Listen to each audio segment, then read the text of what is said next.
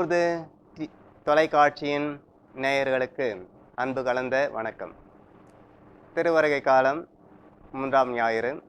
இந்த 3ஆம் ஞாயிறு ஒரு சிறப்பான ஞாயிறு. காரணம், இந்த ஞாயிறை இடையர்களது ஞாயிறு என்று கூறுகின்றார்கள், மகிழ்ச்சியின் ஞாயிறு என்று கூறுகின்றார்கள். ஆகவே இது ஒரு சிறப்பான ஞாயிறு. மனம் திரும்புதலுக்கான அடித்தளத்தை கடந்த வாரங்களிலே நாம் பார்த்தோம் என்றால், இந்த வாரத்திலே நாம் எப்படிப்பட்ட ஒரு கண்ணோட்டம் நமக்கு கொடுக்கப்படுகிறது என்றால், மகிழ்வோடு இருக்கக்கூடிய, மகிழ்ந்து இருக்கக்கூடிய ஒரு விதமான சிறப்பு கண்ணோட்டம் நமக்கு கொடுக்கப்படுவதை காண்கின்றோம். அத்தை விதத்திலே இந்த ஞாயிறை மகிழ்ச்சி ஞாயிறு என்று நாம் அழைக்கின்றோம். லத்தீனிலே கௌதேத்தே என்று கூறுகின்றார்கள். கௌதைத்தே என்றால் ஜாய்ஸ் என்றும், அக்களி ஆர்ப்பரித்து அகமகிழ்ந்திடு என்றும் நாம் பொருள் கொள்ளலாம்.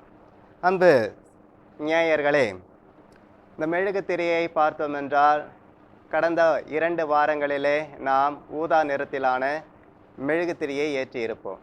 இன்றைய ஞாயிறிலே நாம் ஏற்றக்கூடிய மெழுகுத்திரி எப்படிப்பட்ட நிறத்தில் இருக்கிறது என்றால், இளஞ்சிவப்பு நிறத்தில் இருக்கிறது அல்லது ரோஸ் நிறத்தில் இருக்கின்றது. இந்த நிறத்திற்கு அவர்கள் கொடுக்கக்கூடிய அர்த்தம் என்ன என்றால், மகிழ்ச்சியின் அடையாளமாக அதனை கூறுகின்றார்கள். ஆகவே மெழுகுத்திரி ஒரு சிறப்பு அம்சத்தை பெறுவதை நாம் காண்கின்றோம். அதே போல திருவழிபாட்டு உடைகளிலே நாம் பார்த்தோம் என்றால் கூட, இந்த இளம் சிவப்பு நிறத்திலான உடையைத்தான் குருக்கள் அணிந்து திருப்பலியை நிறைவேற்றுவார்கள். அதற்கென்று ஒரு சிறப்பு அம்சம் இருக்கின்றது. இறுதியாக நாம் பார்க்கின்ற போது, இந்த ஞாயிறு மகிழ்ச்சி ஞாயிறு என்பதிலே மிகுந்த கவனம் கொண்டு திருவழிபாட்டு வாசகங்கள் நமக்கு கொடுக்கப்பட்டிருப்பதை காண்கின்றோம்.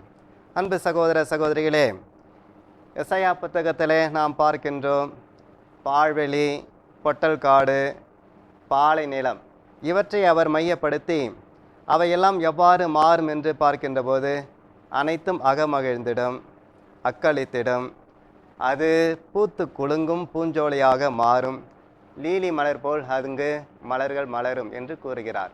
ஆக இந்த குறியீடுகள் எல்லாமே மகிழ்ச்சியை நாம் பெறுவதற்கு அடித்தளமாக இருப்பதை காண முடிகிறது.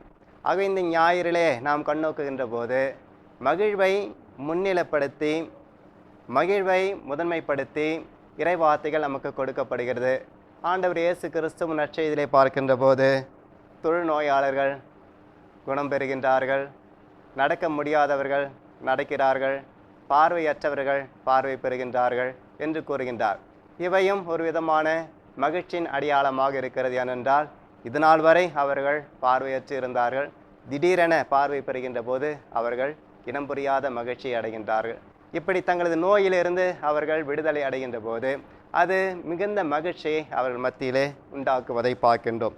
இந்த மகிழ்ச்சி என்பது, சகோதர சகோதரிகளே, நான் நினைத்தது நடந்துவிட்டது, நான் ஆசைப்பட்டது நிறைவேறிவிட்டது, நான் தயார் செய்தது முடிவுக்கு வந்துவிட்டது என்ற அந்த நிலையிலே இருக்கக்கூடிய ஒரு மகிழ்ச்சி கிடையாது. மாறாக முழுக்க முழுக்க இது இறைவனால் எனக்கு கொடுக்கப்பட்ட ஒரு மகிழ்ச்சி. ஏனென்றால், கடவுளால் கொடுக்கப்பட்ட இந்த மகிழ்ச்சி எத்தகைய மகிழ்ச்சி என்றால், கடவுளே நம் மத்தியிலே வந்திருக்கின்றார், கடவுள் தன்னையே நமக்கு கொடுத்திருக்கின்றார். ஆக அந்த மகிழ்ச்சி தான் மேலான மகிழ்ச்சி. அந்த மகிழ்ச்சியை நமது வாழ்விலே பெற நாம் நம்மையே ஆண்டவரிடம் ஒப்படைப்போம்.